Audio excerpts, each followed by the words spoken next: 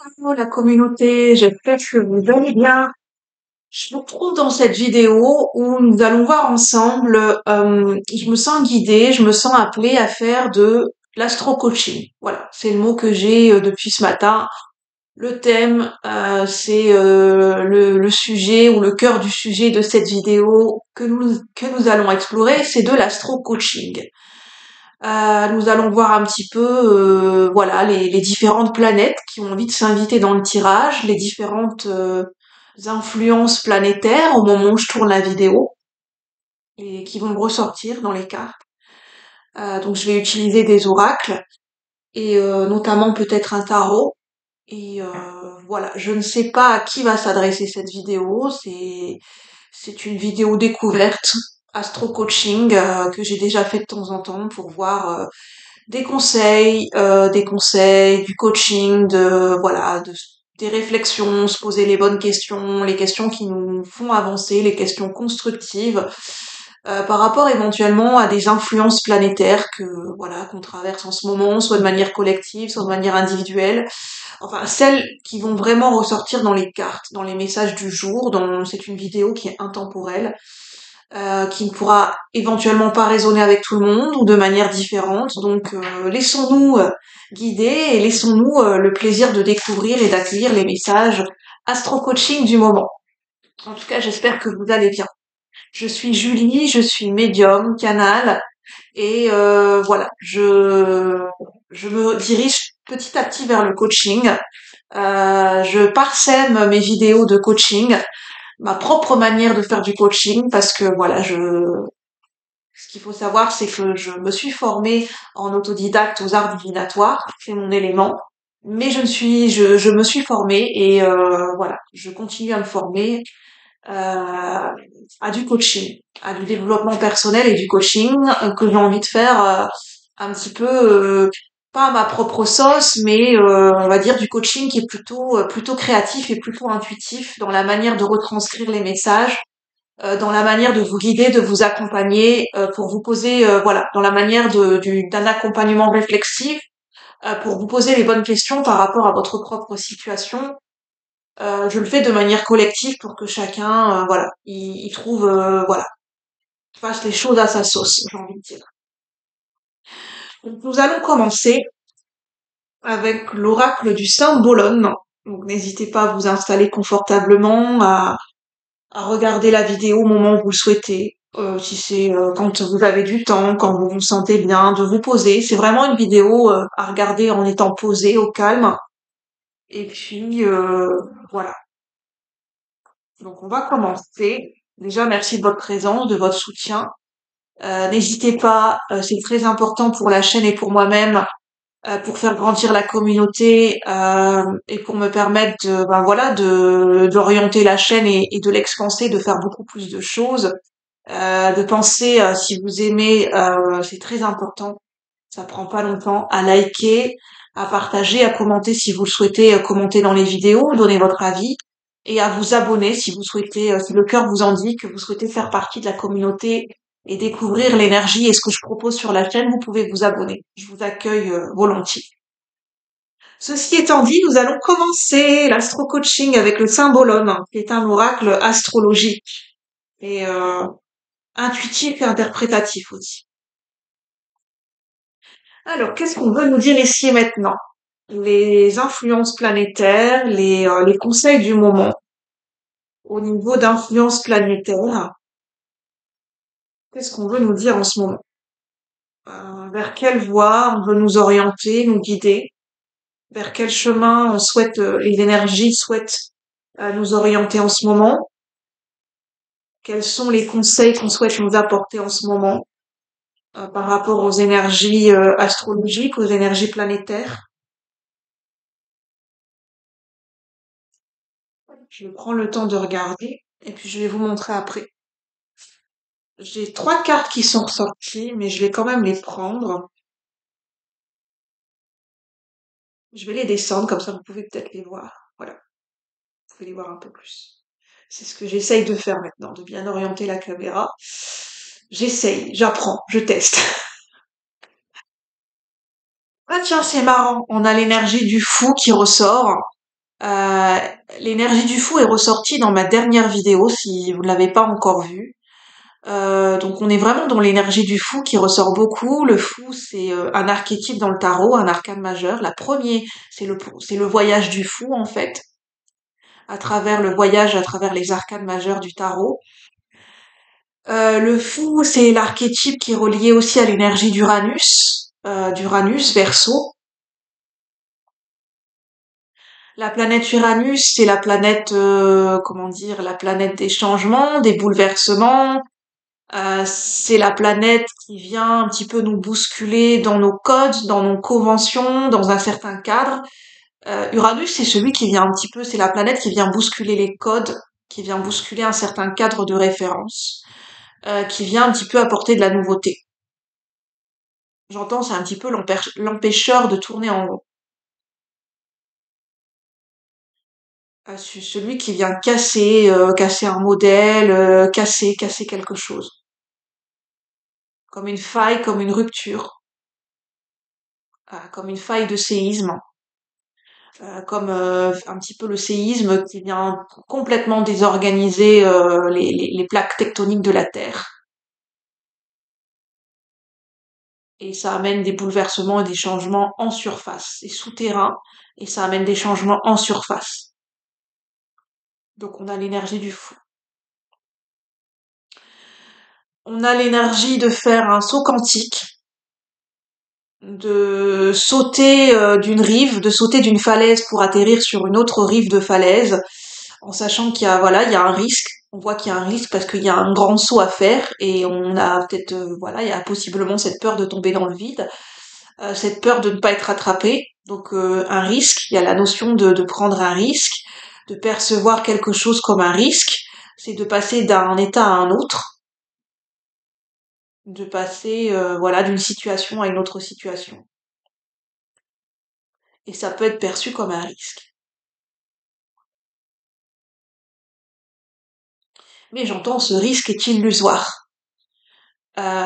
C'est sauter dans. En fait, c'est l'énergie de faire le saut de la foi.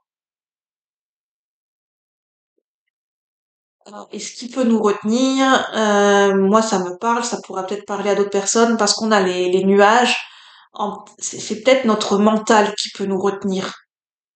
Le fait de trop cogiter, trop réfléchir, d'être trop dans un mental qui est hyper actif, c'est ça qui peut bloquer les choses, qui peut ralentir et freiner le processus.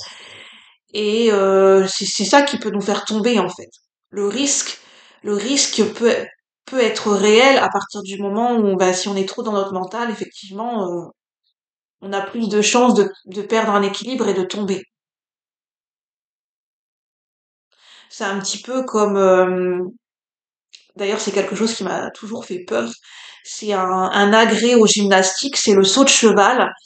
Et en fait, je trouve que c'est un agrès où il faut pas réfléchir. Il faut courir, il faut se lancer. Parce que quand on commence à réfléchir ou à avoir peur, on s'arrête net et enfin clairement on peut basculer et tomber et se cogner la tête sur la grille en fait. Alors qu'en fait non, il faut pas réfléchir, il faut courir, prendre son élan, pas stopper sa course et sauter en fait sans il faut pas stopper son élan en fait. Parce qu'à partir du moment où on commence à stopper son élan, on commence à revenir en arrière et se poser trop de questions alors qu'on était bien dans sa course, qu'on était sur un bon rythme de croisière, c'est là où c'est là le risque de chuter dans le sens bah, c'est là où voilà ça peut casser notre rythme, ça peut casser notre élan et ça peut bah, clairement ça peut un petit peu briser et faire tomber déjà tout ce qu'on a mis en place. Donc c'est l'énergie du saut de la foi. C'est vraiment l'énergie d'Uranus que je ressens. Je suis pas appelée par les signes qui sont sur cette carte parce que moi les cartes je les lis en médiumnité en fait. Les cartes, je les interprète pas forcément telles quelles, ça dépend de mon ressenti du moment. Des fois, je vais faire de l'interprétation pure liée à la carte, et des fois, c'est ma médiumnité qui va m'appeler, ça va être un message tout autre. Mais ça, c'est lié à mes ressentis, à ma médiumnité. C'est comme ça que je fonctionne avec les cartes. Donc là, c'est l'énergie d'Uranus qui m'appelle.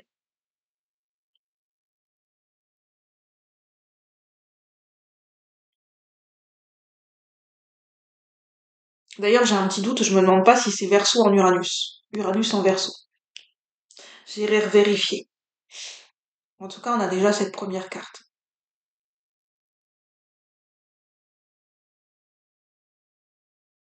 J'ai l'énergie de laisser passer le train. J'ai l'énergie avec la citation de la caravane passe, les chiens aboient.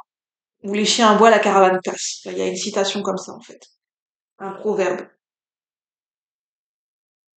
On a cette carte qui peut faire peur, mais c'est juste une énergie, un archétype.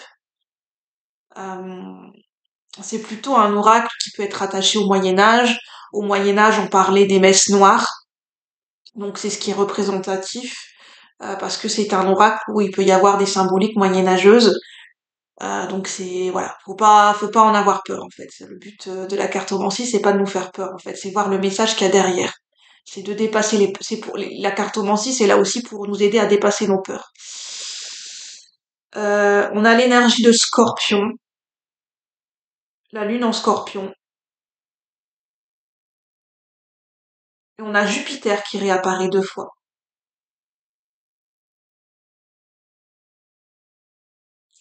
Voilà, c'est ce que ça nous dit, c'est que en fait, pour moi, cette carte, elle représente les peurs les plus profondes, les peurs qui peuvent être irréelles et illusoires, dans le sens quand on est sur notre élan, quand on est, je sais pas, dans une décision, dans un élan passionné et passionnant, de prendre une décision, d'aller vers quelque chose, d'aller vers une personne. À un moment donné, il y a notre mental, notre ego qui va se mettre en route, notre mental, ça peut faire remonter à la surface des peurs, des questionnements qui n'étaient pas présents avant, mais qui commencent à remonter à la surface, et justement, ça peut nous bloquer. Euh, suivre un élan du cœur, faire un saut de la foi, faire comme un saut quantique, un bond en avant, changer complètement d'énergie et passer d'une situation à une autre. Des fois c'est un switch qui est tellement important en nous et dans notre vie que forcément, possiblement, ça fait remonter des mémoires douloureuses, des mémoires de peur, des croyances à la surface. Mais en fait, c'est normal, ça fait partie du processus, c'est pas obligatoire, mais c'est normal, c'est compréhensible. Quand on traverse des gros changements intérieurs et des gros changements extérieurs, forcément qu'à un moment donné, ça peut faire remonter des grosses peurs à la surface. C'est pas négatif, ça fait partie du jeu, un petit peu du jeu, des cycles, de la roue de la vie, et ça fait partie du processus en fait. L'un ne va pas sans l'autre.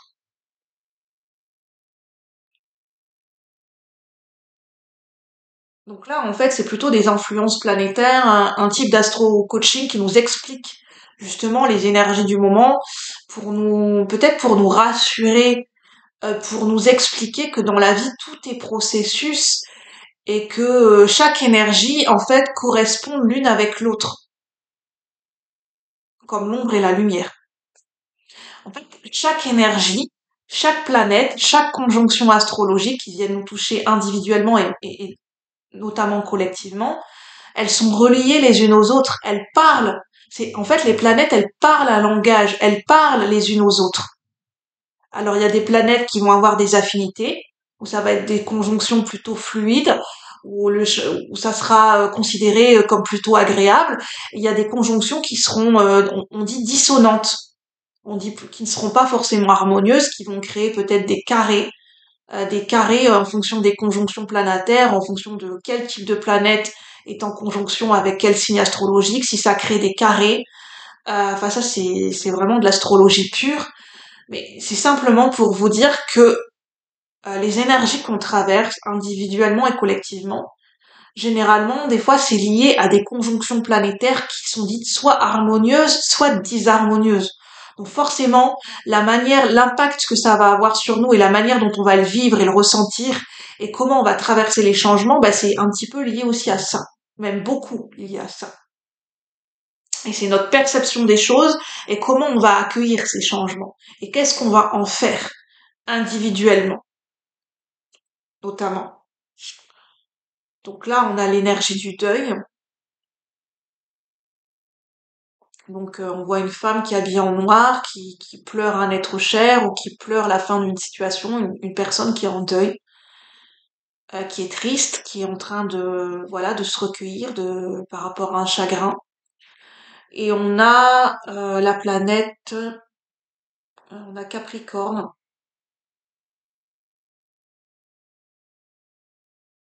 Capricorne. La planète du signe Capricorne, c'est Saturne. Saturne. Excusez-moi, j'étais en train de réfléchir, hein. Des fois, j'ai des petits bugs. C'est pas que j'ai des bugs, mais des fois, la formation ne me vient pas tout de suite. Saturne en Capricorne. On a l'énergie de la Balance. On a Vénus en Balance. Et c'est ça, Vénus en Balance. Vénus en Balance, c'est l'énergie de l'équilibre. Je parlais de disharmonie et d'harmonie. Un équilibre, ça, en fait, on estime que qu'une situation est équilibrée ou que des énergies sont équilibrées. On parle en fait d'harmonie ou de disharmonie. Quand les éléments sont fluides, il y a une cohérence et une conjonction de situations où c'est plutôt fluide, où c'est plutôt harmonieux. Et là, on va plutôt parler d'un équilibre ou à l'inverse plutôt d'un déséquilibre. On parle d'énergie d'harmonie, de cohérence et de congruence. Est-ce que dans les différents aspects de notre vie, est-ce qu'ils travaillent bien ensemble? Est-ce qu'ils sont plutôt en harmonie? Par exemple, est-ce que notre vie personnelle est en harmonie avec notre vie professionnelle? Que l'un n'empiète pas sur l'autre, qu'il n'y a pas forcément de conflit entre vie personnelle et vie professionnelle et qu'il y a plutôt une harmonie, une symbiose entre les deux, une symbiose dans les différents aspects de notre personnalité. C'est plutôt ça en fait. Et même dans les relations. On parle d'harmonie ou de disharmonie dans les relations.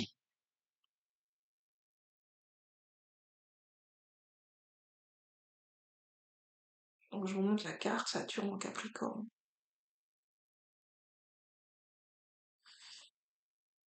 Et que c'est cyclique en fait. On n'est jamais vraiment totalement dans une harmonie ou dans une disharmonie. Généralement ça switch. Euh, Ça vient, comment dire, basculer entre harmonie et disharmonie. Ça vient se mêler entre. On n'est jamais complètement dans une harmonie ou dans une disharmonie. C'est cyclique. C'est un équilibre qui est constamment remis en question, qui est constamment remodulé, retravaillé. Et c'est un travail de longue haleine avec Saturne en Capricorne, parce que Saturne en Capricorne, c'est sur du long terme. C'est un travail, voilà, créer une harmonie dans sa vie, dans ses relations, c'est un investissement, c'est sur du long terme en fait. Ça se fait pas du jour au lendemain en fait. Et quelquefois, ça demande des sacrifices, ça demande de faire le deuil de quelque chose d'ancien. Ça demande de faire le deuil d'une certaine forme d'idéalisation, j'entends. Idéalisation, par exemple, dans les relations. Si on a toujours eu un idéal de relation, on a toujours considéré qu'une relation idéale, c'était de telle ou telle façon, ça devait se passer de telle ou telle manière et de tels critères. Des fois, ça nous demande de dire adieu à certaines idéalisations, parce qu'on se rend compte que, bah, voilà, c'est devenu obsolète et on a besoin de passer à autre chose, en fait. Ça nous parle plus et ça résonne plus forcément. C'est plus forcément d'actualité pour nous. Par rapport à ce qu'on a constaté, ce qu'on a expérimenté, par rapport à des prises de conscience, on se rend compte que, bah, c'est plus à l'ordre du jour.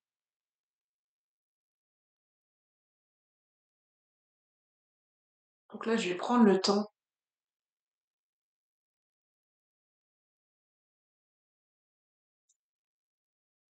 Je vais voir s'il y a une dernière carte qui ressort avec cet oracle. Donc là, on a l'énergie d'Uranus, on a l'énergie. Pourquoi les énergies les plus fortes que je ressens, c'est l'énergie d'Uranus, des bouleversements, des changements qui peuvent être imprévus, sont généralement imprévus pour casser un certain cadre, pour ça casser un certain modèle ou une certaine structure ou un certain acquis. Ça, oui, c'est pour casser une fracture dans un acquis. La planète Uranus, elle est là pour nous montrer que rien n'est acquis dans la vie. Rien n'est durable, rien n'est statique. Tout est amené à se bouleverser, à changer parce que tout est évolution et tout est éphémère dans la vie.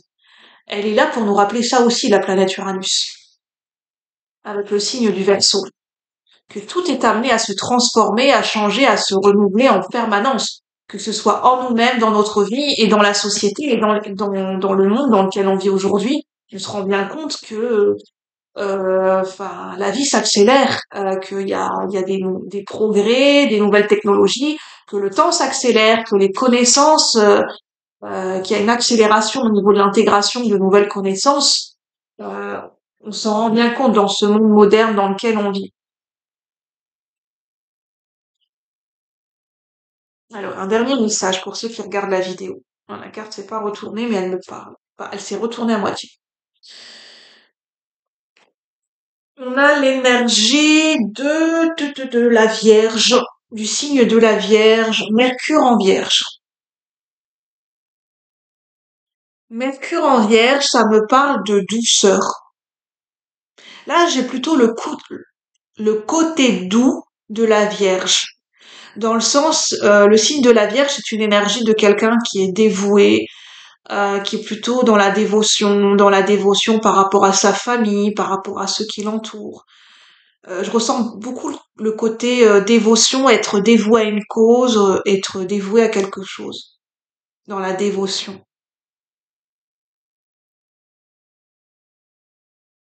Faire acte de dévotion.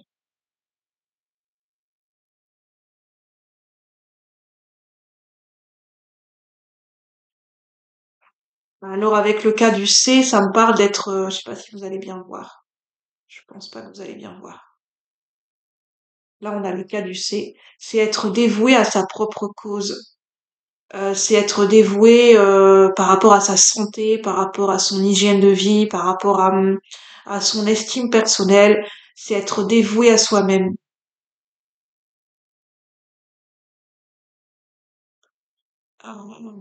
Comment on est dévoué à la vie, des fois on est en gratitude, on rend service à la vie, comment on aide la vie, bah, c'est en s'aidant soi-même, en prenant soin de soi, en étant dévoué à sa propre cause. Mais ça, on a tendance à l'oublier, on a tendance à ne pas le savoir. Ça, c'est quelque chose qui est plutôt méconnu. Parce que tout ce qui est en haut est en bas, tout ce qui est en bas est en haut, et que l'individuel et le collectif se répondent. Donc, quand on pense à soi, quand on est axé sur sa propre guérison personnelle, ça a un impact aussi sur le collectif. C'est en fait, on rend service à la vie sans s'en rendre compte.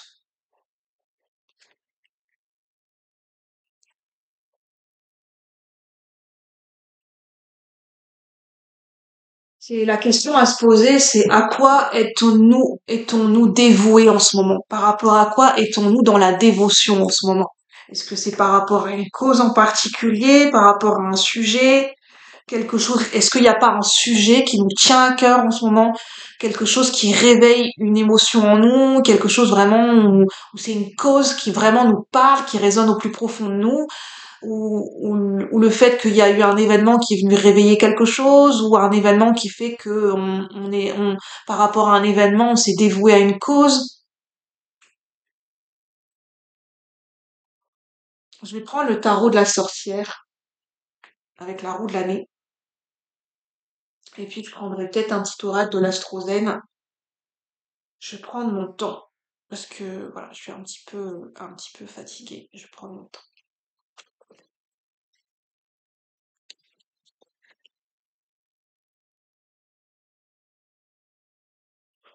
Pour ceux qui regardent la vidéo, qu'est-ce qu'on peut nous dire par rapport à ces influences planétaires? Quels conseils on peut nous donner? Quelle orientation prendre en ce moment? Qu'est-ce qu'on peut nous dire de plus par rapport à ces énergies présentes? Pour ceux qui résonnent avec ce tirage, qu'est-ce qu'on peut nous dire de plus? Trop de cartes. Mais j'ai la roue de la fortune pour parler de cycle. J'ai la reine d'eau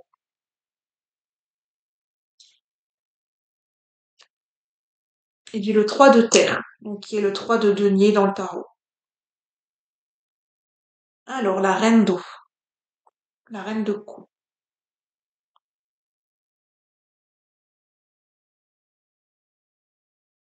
Ça me parle de grâce avec le cygne. Je sais pas si vous allez bien voir. C'est la reine d'eau, la reine de coupe.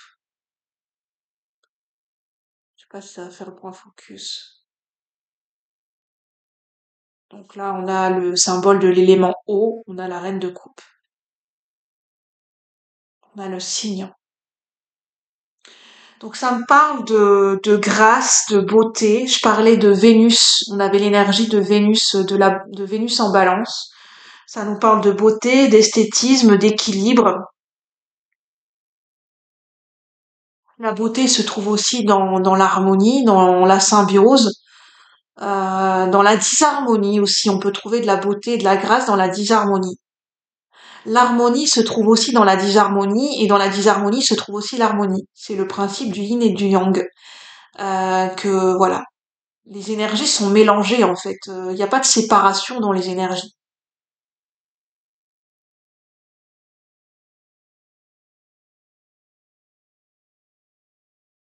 Que la beauté, elle est présente en fait dans tout type d'énergie. Même dans les moments chaotiques, il y a de la beauté. C'est déjà de la beauté. Le chaos, c'est la beauté. Je l'ai déjà répété souvent et cette phrase, je devrais me la rappeler à moi-même. Je devrais mettre un post-it sur ma tête. C'est du chaos naissent les étoiles. Du chaos naissent les étoiles.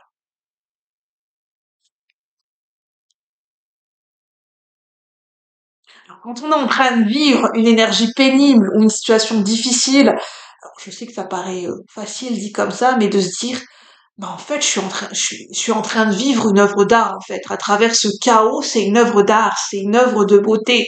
Je suis en train de baigner dans de la beauté. Et véritablement, c'est vrai.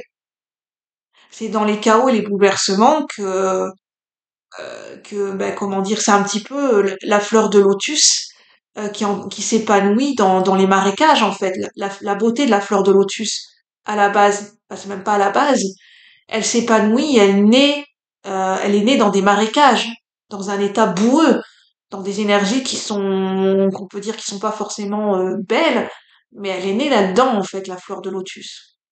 Quand on regarde la magnifique fleur qu'elle est devenue, pourtant elle est née dans les marécages. C'est un petit peu à l'image de notre vie.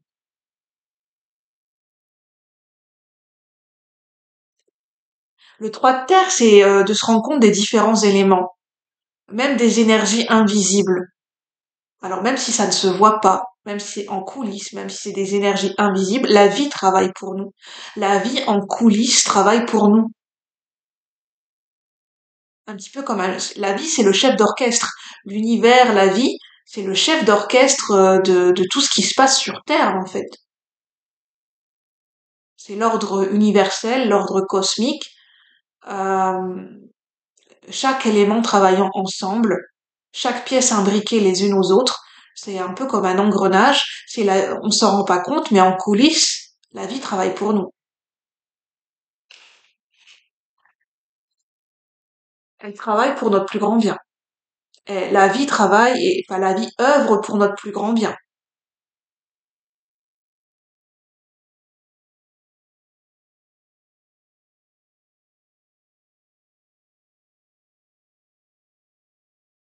Et que même dans les périodes de deuil et de recueillement, on n'est jamais seul en fait. On est toujours connecté à la vie.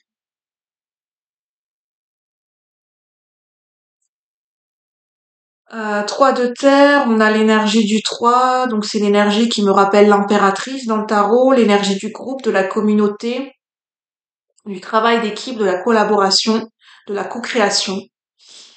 Euh,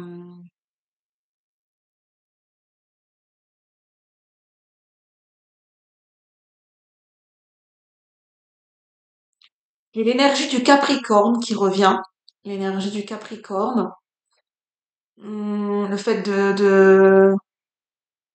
il y a l'énergie de la collaboration en tout cas, mais j'ai l'énergie du Capricorne. J'ai possiblement, enfin j'ai, oui, des signes de terre, mais pas que. J'ai peut-être l'énergie du Taureau aussi. Bah, c'est une énergie, hein, c'est pas forcément votre signe astrologique, hein. L'énergie du Taureau, énergie du Taureau, Capricorne, et j'ai un signe d'air qui me venait possiblement Verseau. Verseau, c'est aussi l'énergie de la collaboration. C'est l'énergie de la collectivité aussi, le Verseau.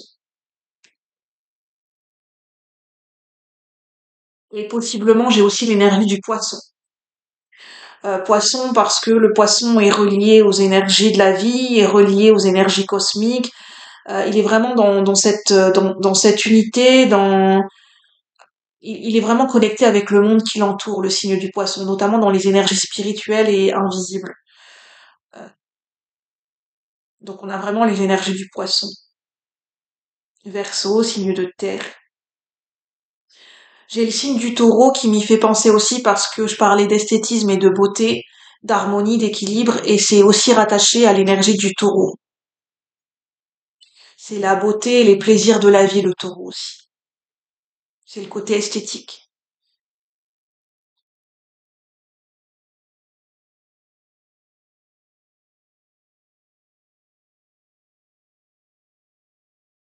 Et la beauté dans le travail, dans le sens dans ce à quoi on est en train d'œuvrer, ce à quoi on est en train d'être affairé.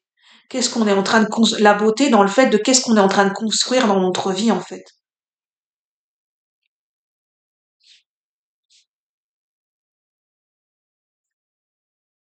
Je vais vous monter le 3 de terre. Vous montez le 3 de terre. J'ai du mal à articuler ces derniers temps. Donc on voit une main, on voit plutôt l'anatomie de la main, enfin on voit différentes mains, hein, donc ça nous parle de travail de collaboration, travailler avec ses mains.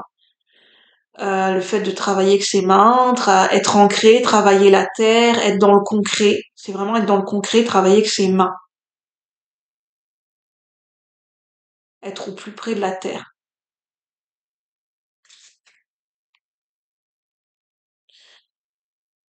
Alors,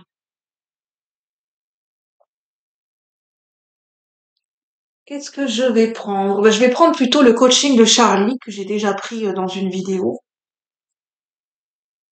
En tout cas, j'espère que ça vous parle, hein. N'hésitez pas à me dire comment vous ressentez les choses dans les commentaires. Si voilà, il y a des signes astrologiques qui vous parlent, de quel signe vous êtes, voilà, comment vous ressentez les signes astrologiques. Comment ça vous parle pour vous, l'astrologie?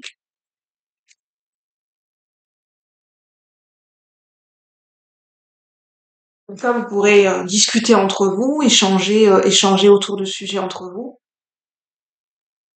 si vous le souhaitez. Désolée pour les trains, mais je peux pas faire autrement. J'habite, comment dire, j'habite à côté d'une gare. Enfin voilà, où possiblement j'ai certaines journées où j'ai des trains qui passent souvent, donc ça je peux pas faire grand-chose. J'espère que vous n'entendez pas, que ça vous dérange pas trop, parce que bah voilà, je pense que je peux pas passer mon temps à mettre sur pause et à vous reprendre parce que bon, voilà, c'est pas très pratique et il faut y penser en plus. Donc enfin, qu'est-ce qu'on veut nous dire? Quels sont les messages supplémentaires par rapport au tirage? On nous parle de mélancolie, on nous parle de s'affirmer. On voit un bonhomme qui crie, donc faire aller son chakra de la gorge, s'exprimer, verbaliser quelque chose, peut-être besoin de pousser un cri, peut-être voilà besoin de dire quelque chose. Très très important, quelque chose qui voilà besoin de s'exprimer. Avec la reine de coupe, ça me parle de besoin de s'exprimer à travers ses émotions, à travers une expression plus créative, peut-être une expression plus artistique. Ça peut être le langage corporel, hein, ça peut être la danse, ça peut être. Ce qui me vient, c'est le langage corporel. D'apprendre. Enfin, il y a un sujet de. Enfin, il y a un thème prépondérant en développement personnel, c'est d'apprendre la symbolique et la signification à travers le langage du corps. Je sais qu'il y a un livre qui existe là-dessus. C'est ça qui me vient. Ça peut parler à certaines personnes pour apprendre à déceler le langage du corps. Mais je connais plus le nom du bouquin. Et le paraverbal en fait, d'observer le paraverbal. Ça peut être chanté.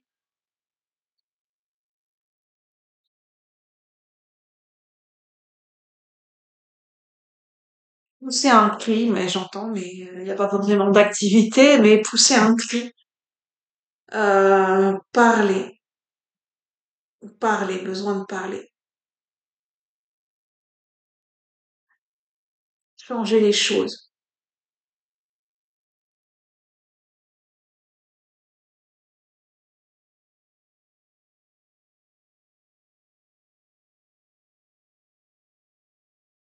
Besoin de changer, besoin de, oui, de changer, besoin de parler. 10, 11, 7, 8. 8, avec changer, ça me parle de karma, besoin peut-être de transmuter un karma, de renverser la vapeur.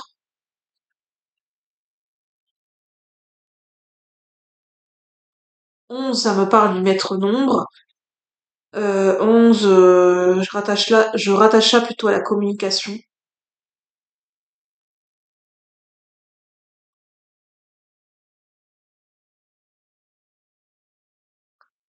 C'est être en communion avec l'esprit de la vie, en fait. Je parlais de dévotion de la vie et de dévotion par rapport à soi-même. Ça parle d'être en communion avec la vie, d'être en communication, en communion avec la vie.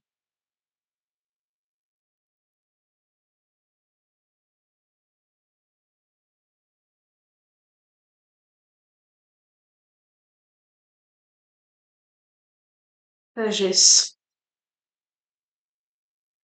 Oui, ça parle de communion avec la vie.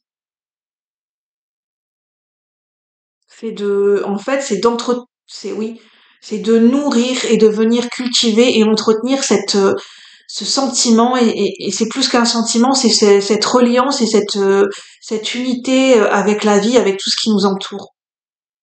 C'est de se sentir relié à la vie, en fait. Euh, alors, ça peut être en ayant une pratique spirituelle, en ayant une pratique créative, en ayant des moments pour soi, des moments de calme et de silence, ça peut être pour certaines personnes en priant.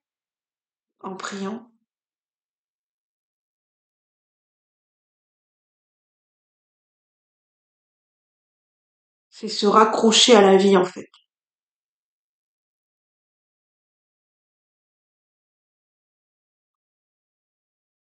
Pour certaines personnes, ça peut me parler de faire des rituels, dans le sens de remercier, d'être en gratitude de la vie en faisant des rituels. Ça me parle de sabbat, de faire certains rituels pendant certains sabbats, pendant des rituels lunaires. Une façon en fait de remercier la vie, une façon de un moment spécifique ou une activité spécifique où en quelque sorte on est en reliance avec la vie et on remercie la vie en fait.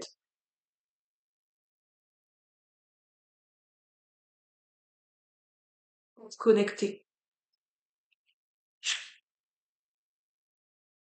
échanger, parler avec la vie, chercher le contact avec l'énergie de la vie et l'énergie avec l'univers, parler.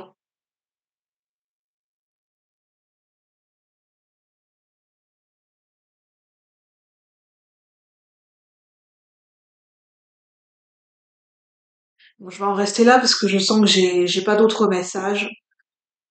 C'était l'astro coaching, les influences planétaires et les conseils du moment. Par rapport enfin voilà, par rapport aux planètes qui peuvent, enfin aux planètes, aux influences planétaires et astrologiques qui sont ressorties dans les messages et dans les cartes à un instant T. Voilà. Je pense que voilà, ça c'est toujours, c'est toujours un plus. Ça peut nous apporter des clés, des pistes de réflexion, des conseils plutôt judicieux peut-être par rapport à certaines choses. C'est voilà, c'est une vidéo qui peut être un plus, qui peut vous apporter des clés en ce moment ou même beaucoup plus tard. Sur ce, je vais vous laisser la communauté. Je vous souhaite une bonne journée et je vous dis à bientôt pour de nouveaux partages. Bye bye, merci. À bientôt.